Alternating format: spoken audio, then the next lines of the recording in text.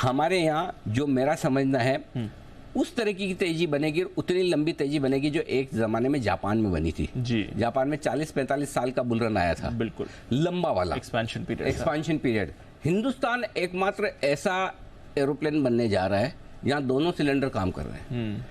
Consumption 130 crore 140 crore हम हैं, इससे ज्यादा कंज्यूमर मिल नहीं सकते। बिल्कुल। दूसरी तरफ जिस तरह से प्रोडक्शन बेस्ड इकोनॉमी हम बना रहे हैं, मुझे लगता है आने वाला समय, आने वाला 10 साल 15 साल 20 साल और हमारी जनरेशन के बाद जो आए हैं दुनिया में, वो बहुत खुशनसीब हैं कि वो हिंदुस्तान का सबसे बढ़िया पीरियड देखेंगे। ये मेरा बहुत स्ट्रॉन्ग बिलीफ है।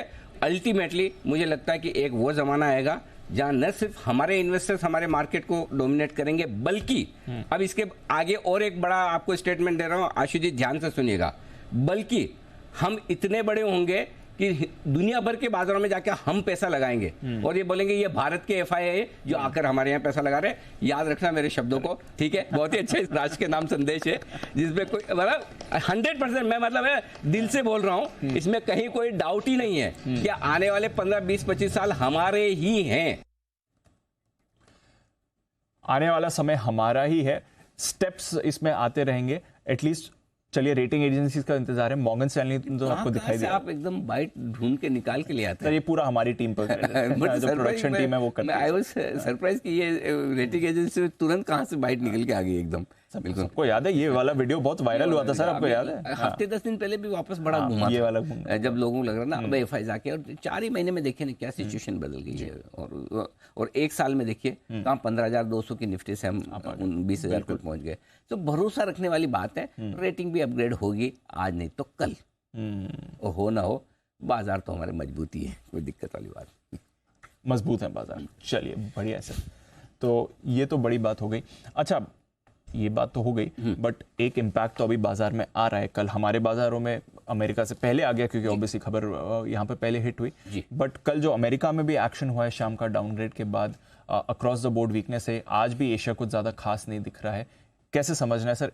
एक दिन का इम्पैक्ट आना था, खबर का जो इम्पैक्ट आना था आ गया, या अभी और इम्पैक्ट आना बाकी है? ऑलमोस्ट डन दीप। अच्छा, ऑलमोस्ट डन। मेरे ख्याल से जो लोग शायद सोच रहे हैं कि बहुत ज़्यादा घटेगा, वो गलत सोच रहे हैं। उसकी वजह यह है कि पहली चीज़ तो है कि इकोनॉमी का डाउनग्रेड भले आया हो, लेकिन इकोनॉमी की हालत उतनी ख़राब नहीं है जितना डाउनग्रेड के कारण बनने चाहिए।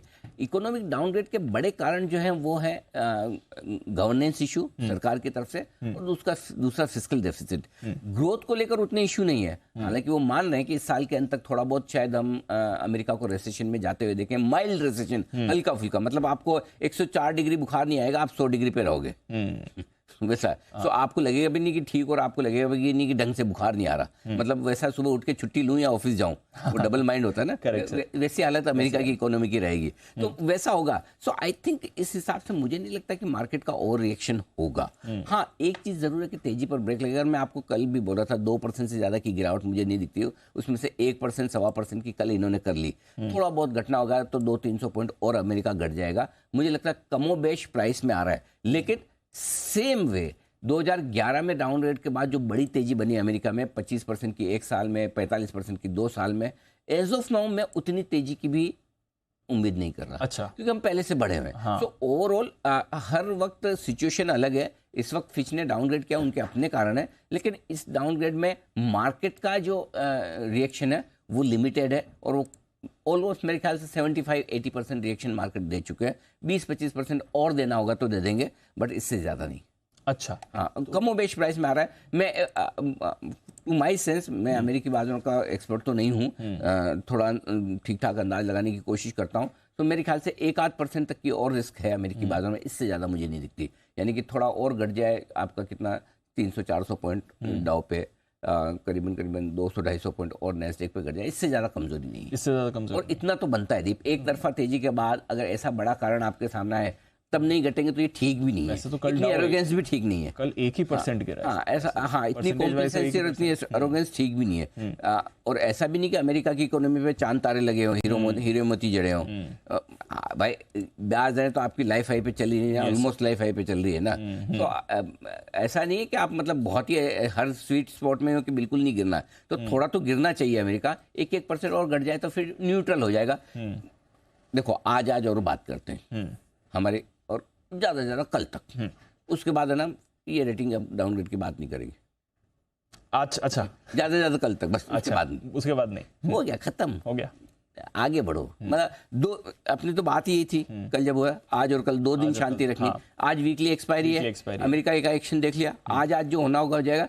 ज़्यादा से ज़्यादा आज अमेरिका रात में होगा तो कल और डिस्कस करेंगे, मंडे से भूल जाएंगे, खत्म मैटर। और नेक्स्ट चलो, व्हाट नेक्स्ट, वैसा है, बस उतना ही। अच्छा, हाँ, बट किसी को अगर ये रेटिंग एजेंसीज ने ये जो निर्णय लिया है इसका मतलब क्या है, ये सब अगर और समझना हो तो तो आप पूछो तो बिल्कुल समझा देंगे। बताओ फिर कैसे और समझें? बिल्कुल 11 बजे। 11 और आज 11 बजे हम आपके लिए रेटिंग डाउनग्रेड की पाठशाला करने आए। देखिए क्या है, एक बात को समझिए कि हर एक चीज़ का आपको अंडरस्टैंडिंग होना जरूरी है। जी, अगर अंडरस्टैंडिंग है तो अगली बार कभी हुआ तो आपके काम आएगा, नहीं तो भी कम से कम 4 लोगों के बीच में आप बात करो तो समझदार तो दिखो। है? क्या हो रहा है आज एक चीज समझना बताओ, चाहिए। बग्गा साहब है हमारे, ठीक है, रामदेव अग्रवाल जी है, समीर अरोड़ा जी है, ज्ञान का भंडार है, कमी है कोई? बिल्कुल। क्यों फिर भी इतनी इतनी किताबें पढ़ते रहते हैं? कभी भी वो लोग कौन सी नई किताब पढ़ रहे हैं? समीर सर कितनी किताबें पढ़ रहे हैं? रामदेव सर जब जब किताब ही गिफ्ट करते हैं। किताब ही गिफ्ट करते हैं, बिल्कुल। विक्रम कोटक हमारे दोस्त, वो भी ऐसे, इतनी किताबें क्यों भाई? ये तो इतने पढ़ चुके हैं इस लेवल पे। जो आदमी 1200 करोड़ डोनेट करता हो उसको अब पढ़ने की क्या जरूरत है लाइफ में? बात तो सही है ना? फिर भी इतना पढ़ते हैं। इसलिए मैं कहता हूँ कि जितना पढ़ोगे, जितना समझोगे, तो इसीलिए हमने मेहनत की है। कल रात को मेरी टीम 10:30 11 बजे तक बैठकर पूरी डिटेल हम बना रहे थे। हमने कहा कि कल आपको समझना ये जरूरी। तो ये अमेरिका की रेटिंग डाउनग्रेड का पूरा किस्सा, रेटिंग कैसे बनती है, किसकी होती है, किस वजह से होती है, डाउनग्रेड होता तो क्या होता है, अपग्रेड होता तो क्या होता है, कौन कौन रेटिंग एजेंसी है, पूरा ABCD। ये एक बहुत अच्छा सेशन है जो स्पेशली मैं ये बोलूँगा कि जो बच्चे 20 से 30 साल की उम्र के हैं, हाल ही में मार्केट में घुसे हैं, जो ऑप्शन ट्रेडिंग करते हैं, करो आप जो करना है करो लाइफ में, लेकिन सीखो तो सही। अगर आप नहीं सीखोगे तो अपने आप को अपग्रेड कैसे करोगे? तो हमने मेहनत करके आपके लिए ये शो बनाया है। तो 11 बजे आज हम आपके सामने रखेंगे रेटिंग डाउनग्रेड की पाठशाला, मिस मत कीजिएगा। ये बहुत बढ़िया शो हमने बहुत मेहनत के साथ बनाया। मैं और दीप आपके सामने ये शो लेकर आए। सही टाइम पर आ रहा है सर। नहीं, ये टाइम पे देखो क्या होता है, चीजें तो बहुत बताने के, पढ़ने के लिए, लेकिन वो एक ट्रिगर होता है तो क्या होता है, चलो अभी कर लो। हाँ, नहीं तो करने में तो हम कभी भी कर सकते हैं, लेकिन और अच्छा क्या है, आज गरम गरम है ना तो आप सुन भी लोगे, समझ भी लोगे और याद भी रहेगा। नहीं तो याद नहीं रहता ना। अगर उस सिचुएशन में कोई चीज आई तो आपको याद रह जाएगी, राइट, है ना? तो इसलिए आज ये सिचुएशन परफेक्ट है, मिस मत करना। बहुत इंटरेस्टिंग, बहुत बढ़िया शो है, आप लोगों को मजा आएगा। मजा आएगा सर। चलिए, तो इसका भी इंतजार करें, 11 बजे ये आपके लिए पाठशाला आने वाली है।